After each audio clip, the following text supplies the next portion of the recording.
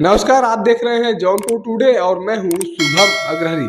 शायद बड़ी खबर है अटाला मस्जिद को लेकर। जी हाँ, जैसा आप सभी को पता है कि अटाला मस्जिद को लेकर हमारे यहाँ एक विवाद है। विवाद ये है कि हिंदू पक्ष के अनुसार कहा जाता है यह मंदिर था और मुस्लिम पक्ष के द्वारा कहा जाता है कि यह शुरुआती दिनों से ही मस्जिद है, इसे मस्जिद के रूप में ही बनाया जाता, इसे मस्जिद के रूप में ही बनाया गया था। हिंदू पक्ष का यह दावा है कि कन्नौज के राजा विजयचंद के द्वारा इस नगर को बसाया गया था और उन्हीं के द्वारा इस मंदिर का भी निर्माण कराया गया था और यह पहले मंदिर ही था। बाद में सरकी शासकों ने इस पर अतिक्रमण करके मस्जिद बना दिया और मुस्लिम पक्ष का कहना है कि यह शुरू से ही मस्जिद के रूप में बना हुआ है। और इसी विवाद को लेकर अब कोर्ट में भी एक याचिका दाखिल हुई है जिस पर सुनवाई बुधवार को सुनवाई हो रही थी। आपको बता दें कि जौनपुर के सीनियर डिवीजन न्यायालय में इसी मंदिर और मस्जिद केस को लेकर बुधवार को सुनवाई हो रही थी, जिस पर न्यायालय ने टिप्पणी करते हुए कहा है कि 2 सितंबर को मस्जिद के पोषणीयता और क्षेत्राधिकार के ऊपर आदेश दिया जाएगा। अब आपको बता दें कि इस बहस में हिंदू पक्ष के द्वारा तमाम ऐसे दावे किए गए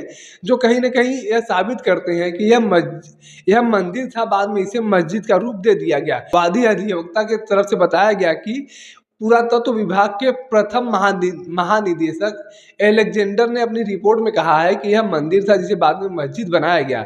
और उसके बाद उन्होंने एक अंग्रेज अधिकारी का नाम भी बताया और उन्होंने कहा कि एक अंग्रेज अधिकारी जेपी हैबिट और ईबी हैवेल के द्वारा बताया गया कि इस मस्जिद में जो शिल्प कला है यह हिंदू मंदिर का शिल्प कला है। तो ऐसे में कहीं न कहीं यह प्रतीत होता है कि यह कभी मंदिर हुआ करता था जिसे बाद में मस्जिद के रूप में बना दिया गया।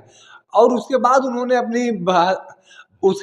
बहस के दौरान और भी बातें रखी, जिसमें उन्होंने बताया कि आज भी उस मस्जिद के अंदर अष्टदल कमल पुष्प के निशान है, त्रिशूल के निशान है, गुड़हल के फूल के निशान है, इस तरह की आकृतियां बनी हुई कलश के निशान है।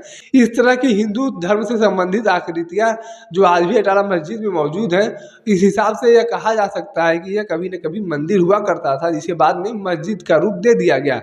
उसके बाद अगर बात किया जाए अटाला मस्जिद की, तो यह अटाला मस्जिद जो है यह वक्फ बोर्ड कानून के अंदर नहीं आता, क्योंकि इस मस्जिद का वक्फ बोर्ड कानून 1995 के धारा 4 के तहत इसका आज तक सर्वे नहीं हुआ है, जिसके कारण इस मस्जिद को वक्फ कानून के बाहर रखा जाता है। तो वहीं अगर पूजा स्थल अधिनियम 1991 की बात किया जाए तो पूजा स्थल अधिनियम कानून भी इस मस्जिद पर, इस स्थान पर लागू नहीं होता है, क्योंकि यह अटाला मस्जिद जो है वह पुरातत्व विभाग द्वारा संरक्षित है।